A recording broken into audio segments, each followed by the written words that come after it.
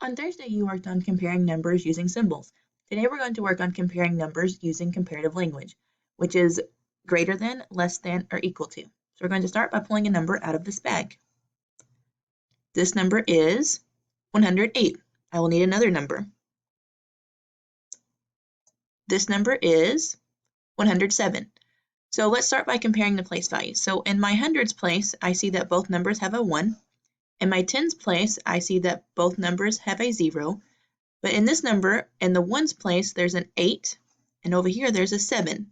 So I know that 8 is greater than 7, so then my sentence would say 108 is greater than 107. Let's try another one. My first number is 105. My next number is 100. So we'll start by comparing our place values again.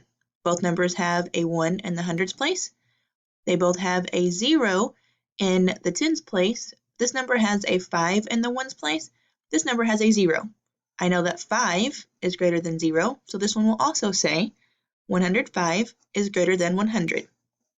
Let's try another one. My first number is 104.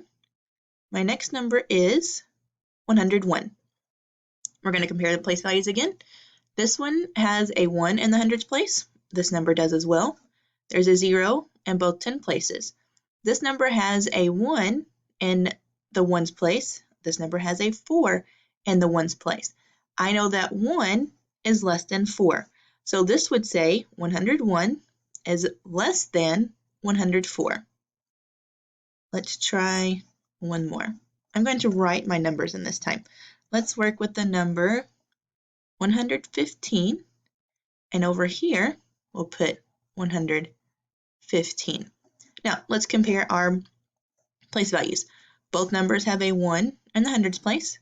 They both have a 1 in the tens place, and they both have a 5 in the ones place. So this tells me that these numbers are equal. They are both the same. So this would say 115 is equal to 115.